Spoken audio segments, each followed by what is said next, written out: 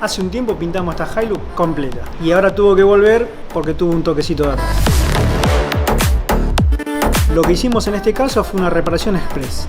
Lo que se hizo fue reparar la chapa, se masilló, se pintó, se laqueó y ya está lista para el uso.